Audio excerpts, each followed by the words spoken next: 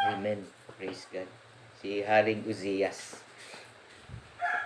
Si Haring Uzias, sa totoo lang, mabait siya. Mabait. At ang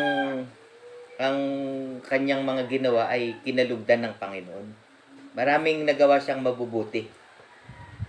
At dahil sa gumawa siya ng mabubuting bagay, mabubuting bagay na kinalugdan ng Panginoon, pinagpala ng Panginoon ang kanyang paghahari. Ganun naman talaga ang Panginoon. Kapag ka masunurin ka sa Kanya, asahan mo na pagpapalain ka niya. Nung si Haring Uzias ay mag-umpisang maghari, ang edad niya ay 16. Napakabata pa. Teenager. Sa kanyang pagiging isang kabataan, aminado siya sa kanyang sarili na marami siyang hindi kayang gawin. At dahil nga siya ay inaamin niya na siya ay bata pa nga at marami siyang hindi kayang gawin, siya ay nagpakumbaba sa Diyos.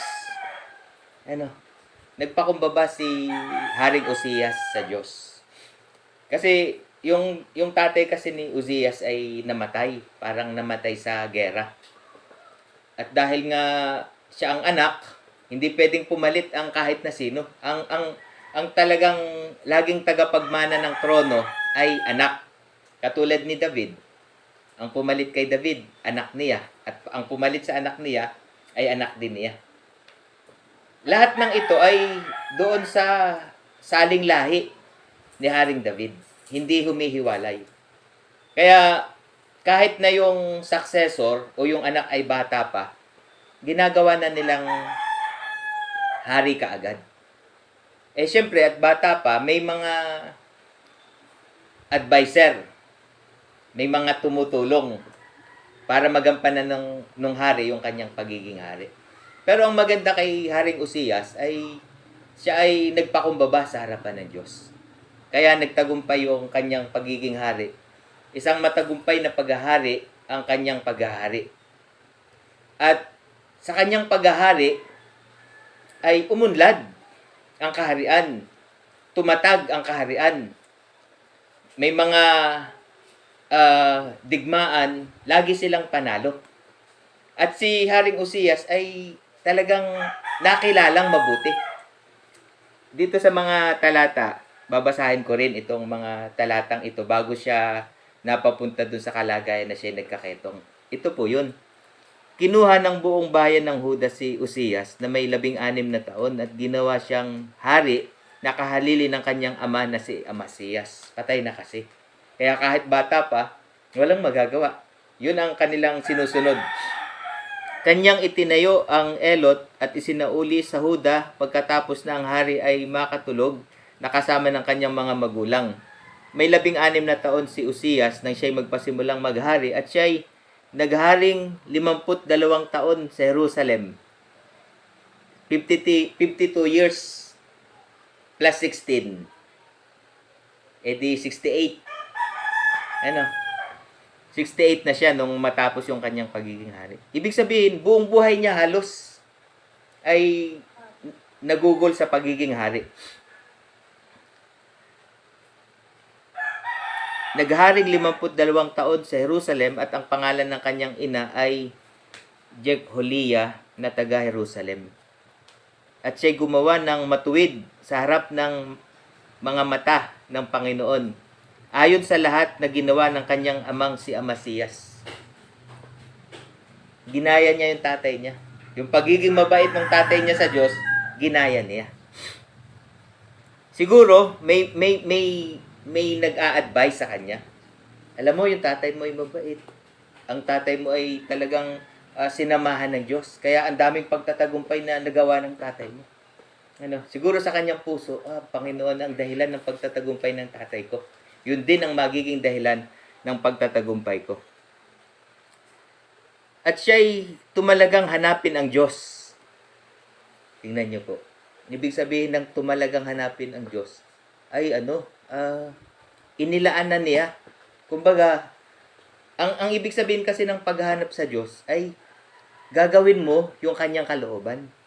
Yun ang paghahanap sa Diyos. tumalagang hanapin ang Diyos sa mga kaarawan ni Zacarias na siyang maalam sa pangitain sa Diyos. Nabanggit yung Zacarias dito na dito ay parang isang propeta. Ano?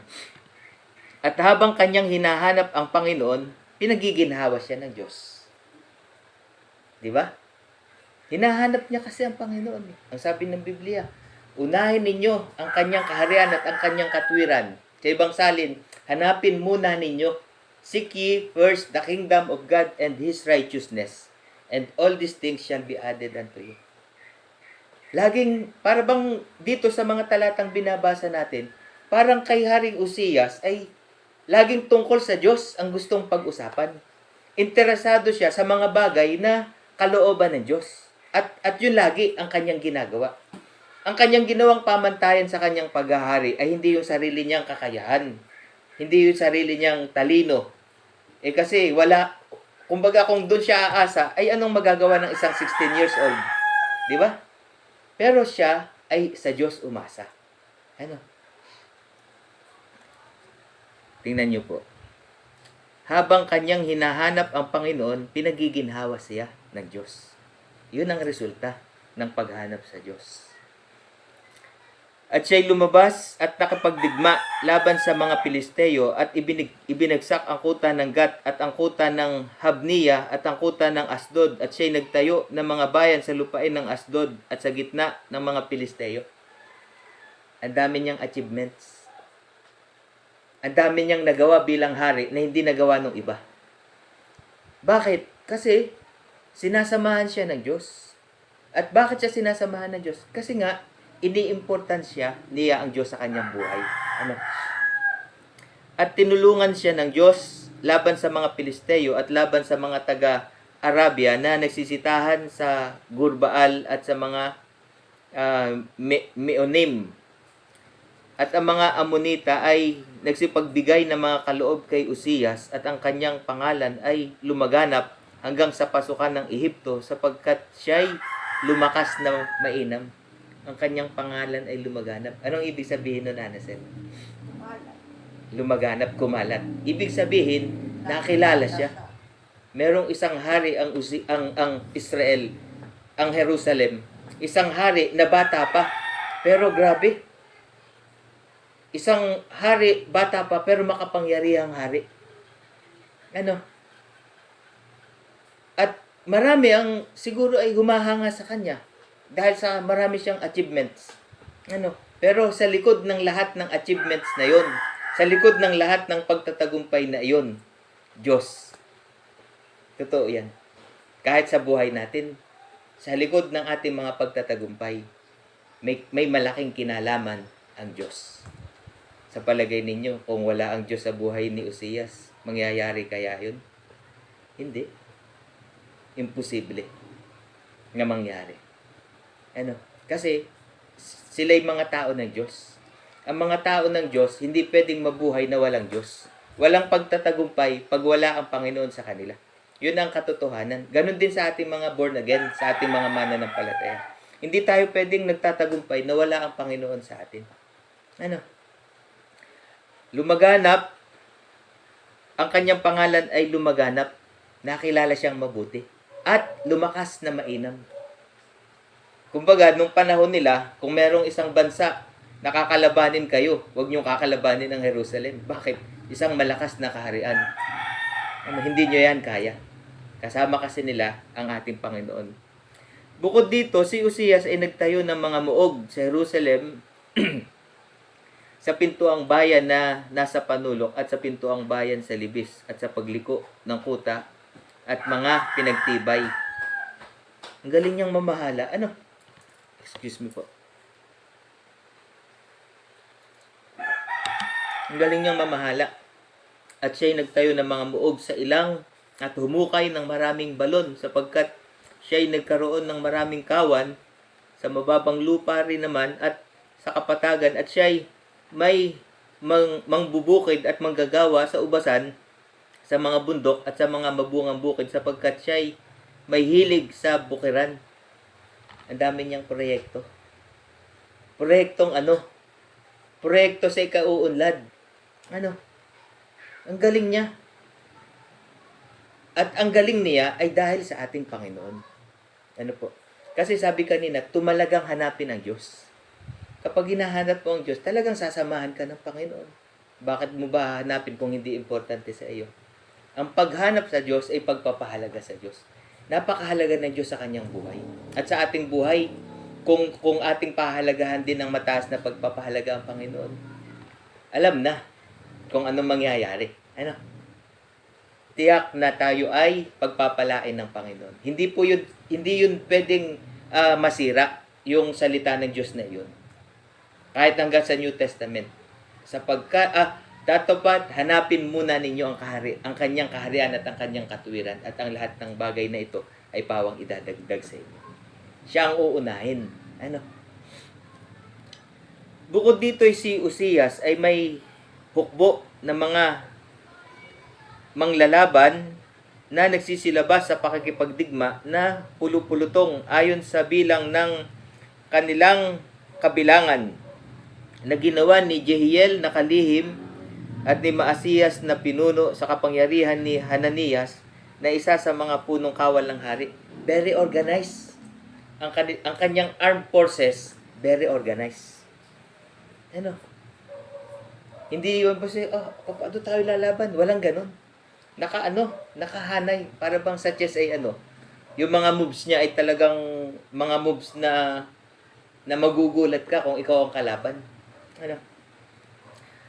Ang buong bilang ng mga pangulo, ng mga sangbahayan, ng mga magulang, ng mga makapangyarihang lalaking matatapang ay 2,600 at sa kapangyarihan ng kanilang kamay ay may isang maayos na hukbo. Organized talaga. Sa kapangyarihan ng kanilang kamay ay may isang maayos na hukbo na 300 at 7,500 na nakikipagdigmang may malakas na kapangyarihan upang tulungan ang hari laban sa kaaway. At ipinaghanda sila ni Uzias sa makatuwid bagay ang buong hukbo ng mga kalasag at mga sibat at ng mga turbante at ng mga sapyaw at ng mga busog at ng mga bato na ukol sa panghilagpos. Well provided. Ang kanyang mga sundalo, well provided. Alam niyo, binabasa ko itong kasaysayan ng mga hari. May mga general na nagiging problema ng hari. Alam niyo kung bakit? Nagtatraidor. Inaagaw yung kaharian sa hari. Pero dito hindi. Bakit? Loyal sila kay Uzias. Kasi nakita nila na si Uzias ay isang tao na sinasamahan ng Diyos. Pag loyal sila, di gagampanan nila ng maayos yung kanilang trabaho.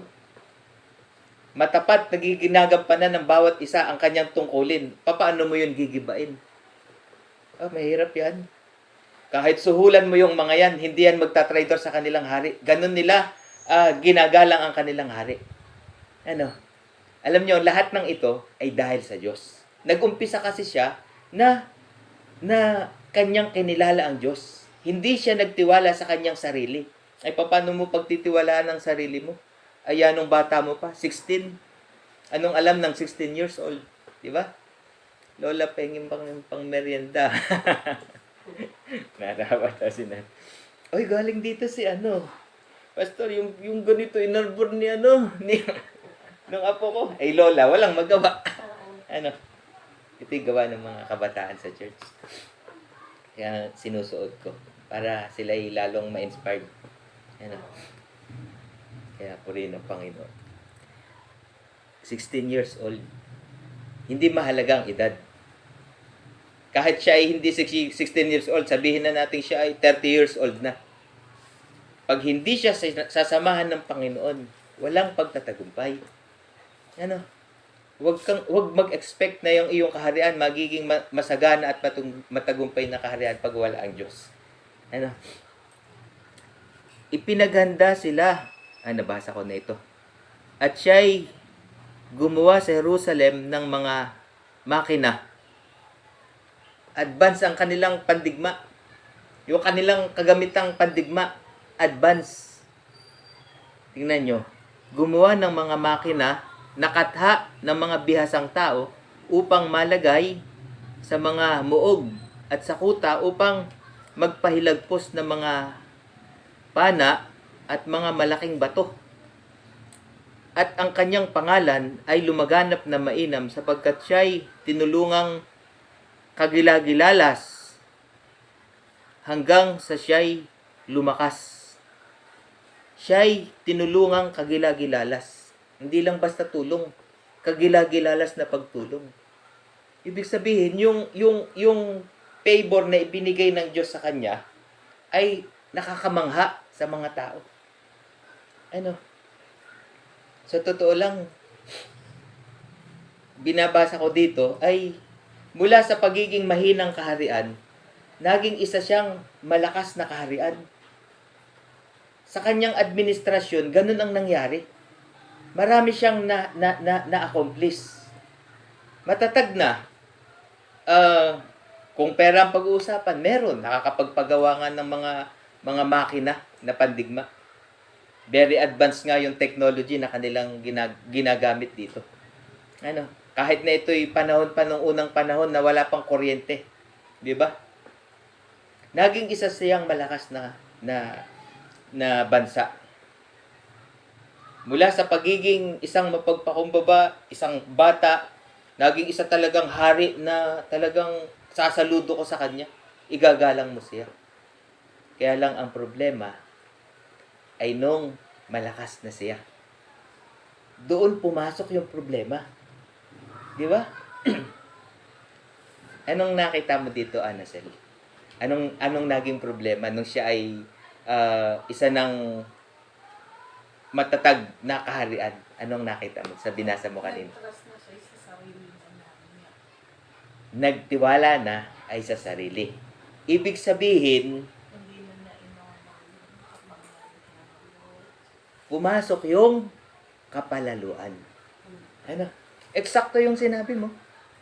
Kasi, ang aming mga sandatahang lakas, ang aming mga kagamitan, Madami na. ang dami kong sundalo. Tapos hindi lang sila madami. Maayos ang bawat hukbo. Kaya nakita niya, sinong makakagiba sa amin? Meron kaming mga makinang pandigma. Sino makakagiba sa amin? Wala. Ano? Yung mga bangna. Ano? Alam ninyo, dito nag-umpisa na mawala yung kanyang kanina nabasa natin na tumalagang hanapin ang Diyos. Wala na yung favor. Ano? Nung una, sa Diyos siya nagtitiwala. Pagdating dito, hindi na. Sa totoo lang, pwede ka namang magkaroon ng mga ganitong kagamitan.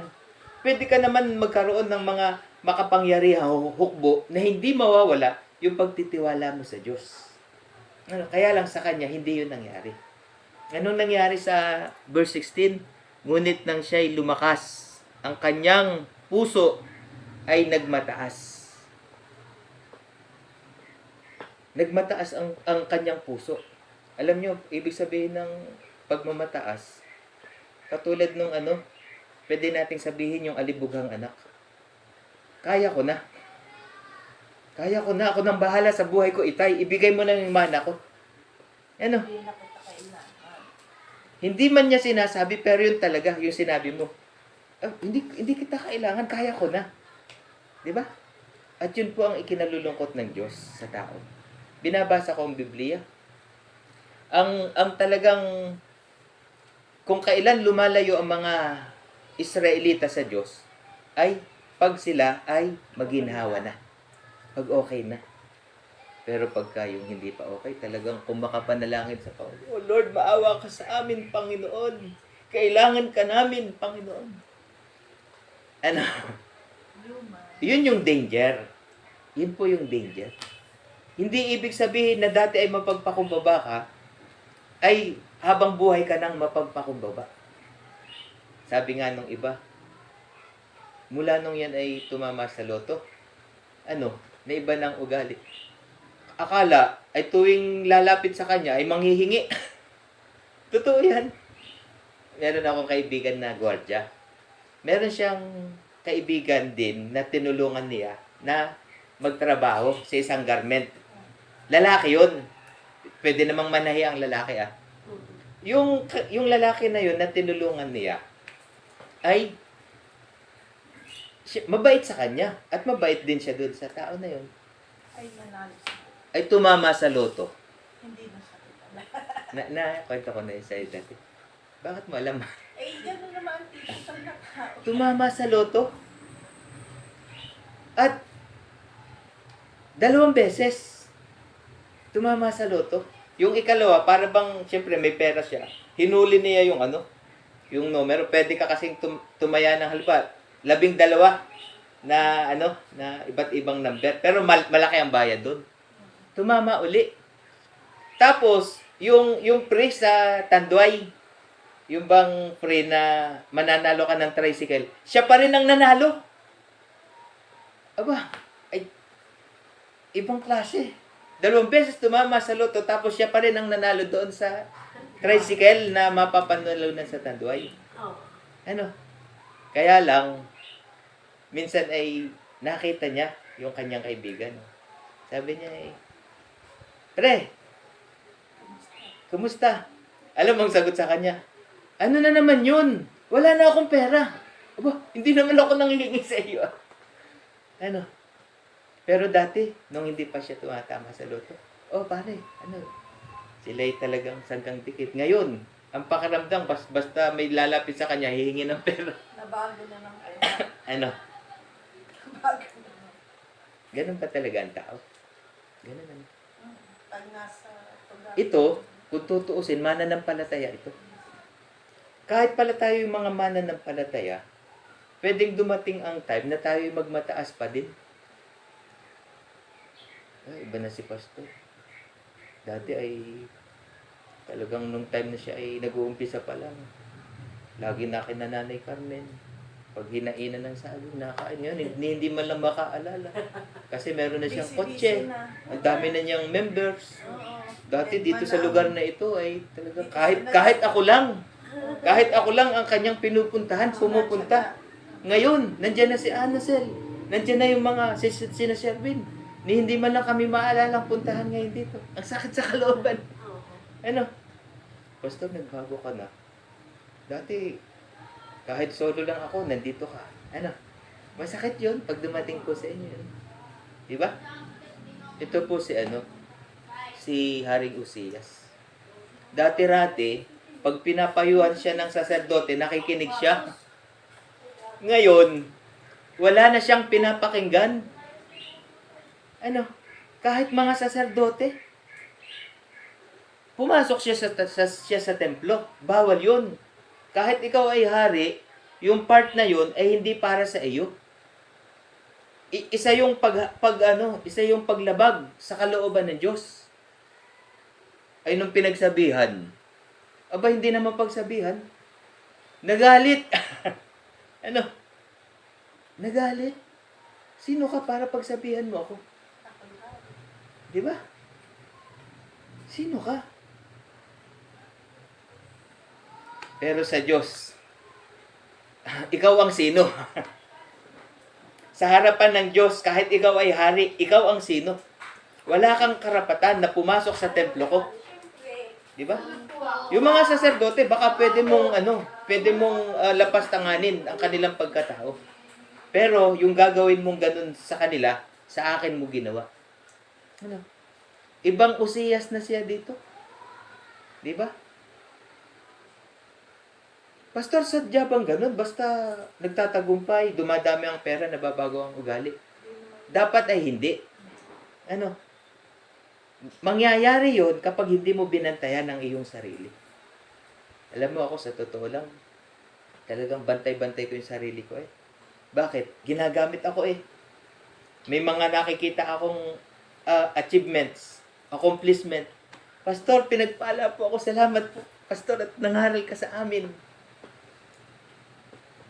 Yung mga ganun, alam ninyo, maganda yun na ina-appreciate ka ng tao sa mabubuting bagay na nagawa mo para sa kanila. Pero bantayan mo ang iyong sarili. Iba na ako. Hindi na ako katulad ng mga yan. Yung mga yan ay hindi magagaling mangaral. Yung mga yan ay wala silang mga members na madami. Ano? Totoo po yan. Kaya ako, Panginoon, kung ako'y pag dumami ang member at ako yayabang din lang, wag na lang pong dumami ang member ko. Si Nanay Carmen na lang hanggang sa uli. Totoo yan. Oo. Bakit? Saan ako pupulutin? Basura lang ako sa Diyos kahit anong daming achievements na nagawa ng isang tao, pag siya'y nagmataas sa harapan ng Diyos, basura siya sa paningin ng Diyos. Anong ginawa ng Diyos sa kanya? Kahit hari siya. Anong ginawa ng Panginoon sa kanya? Nagkaroon siya ng ketong. Saan? Hindi po sa loob ng katawan. Hindi sa kamay. Yung bang pwede mong takpan na para makisig ka pa rin. Para manotice. Doon sa noo. Para kitang-kita. Doon sa kita kaagad. Ano? Doon sa lugar ng kanyang doon sa lugar na kita kaagad ng tao. Yun yung pagpapahiya na ginawa ng Diyos sa kanya. Nilapastangan mo ako. Ako ang dahilan ng pagtatagumpay mo. Tapos ganyan ka. Anong nangyari sa kanya? Kahit siya'y hari, isolate. Ano siya? Parang nagka-COVID. May cordon. May cordon. Inihiwalay siya. Hari ako. Kahit ka pa hari. Bakit? Kinalaban mo ang Diyos. Alam po ninyo? Nakita ko, ang isa sa mga kinamumuhi ang kasalanan ng Diyos sa tao. Pagmamataas. Sa totoo lang. Sa Bible, mula Old Testament hanggang New Testament, mababasa mo. Ang nagpapakataas, ibinababa ng Diyos. Ang nagpapakababa, itinataas ng Diyos. Si Haring Uzias, siya po ay mapagpakumbaba talaga dati. Sa kanyang pagpapakumbaba na nakita ng Diyos, itinaas siya ng Diyos. Ang problema ay nung mataas na siya. Hindi naman. Pwede ka kasing itaas ng Diyos na nagpapakumbaba ka pa din. Humble. Dapat, habang nagtatagumpay ka, lalo kang nagpapakumbaba. Yun ang tama. Nagpapakumbaba ka. Approachable ka pa din. Humble ka pa rin. Pwede pa rin lumapit sa iyo ang kahit na sino. Ano? Pag nga may mga tao na gustong lumapit sa akin, harangan nyo ha. Oy, Gugustuhan dami. oo. Baka ako'y... Kaunting respeto naman. Parang gano'n. baka Siguro sabi ng mag-text mga ng tao, church. hindi man naman dati gano'n si Haring Uzias eh. Dati ay talagang, pasok kayo. Bigyan nyo sila ng pagkain. Ano pong may paglilingkod ko sa inyo? Ano? Iba na. Naiiba. Anong naging dahilan ng kanyang pagmamataas? Pagtatagumpay. Achievements. Promotion. Yun ang naging dahilan. Paghangang sa Pero pwedeng hindi. Depende sa iyo. Ano po? Kaya Nanay Carlen, pagka nakikita nyo na ako'y yumayabang na, huwag kayong mangimi na pagsabihan ako, Pastor, nakakalimutan mo kung saan ka nang galing.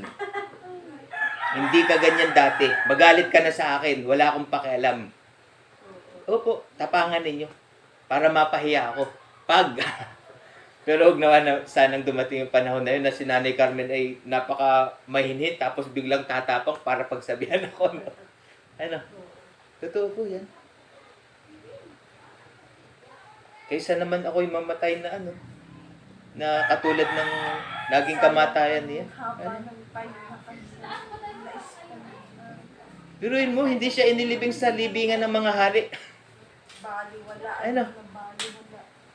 Ang mga hari, meron niyang mga libingan kasi I-honor. considered na sila hero dahil laging hari sila.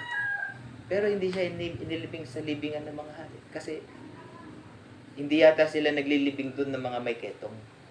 Ano? Nakakalungkot yung naging wakas ng kanyang buhay. Pinakamababa. Oh. Inilibing siya na parang hindi siya hari. Ano? Kaya ngayon pong hapong ito, ang mensahe ng Panginoon ay ano na ba siya sa puso natin? Yun ang mensahe ng Panginoon. Baka kasi, baka sa sarili na natin tayo umaasa, hindi lang natin napapansin. Kaya, salamat sa Panginoon. Alam niyo, ako'y nagpapasalamat sa Diyos sa ginagawa niya sa akin. Noong last Thursday, sa aming prayer gathering ng mga pastor, yung isang pastor na nangaral, pagkatapos niyang mangaral, may sinasabi siya sa akin. Ano pastor sinasabi mo? Ini-invite niya ako na mangaral sa kanilang church. Doon po sa Dapdap, parang Dapdap Bethel Temple. Sabi, pastor, mangaral ka sa amin ng Word of God. Sabi ko, Panginoon, mangangaral po ako doon. Kasi, may nagsabi kasi sa akin dati, alam mo, dadating ang panahon na maraming mga church na ikaw ay mangangaral. Karangalan po yun. Hindi yun kasama sa aking plano.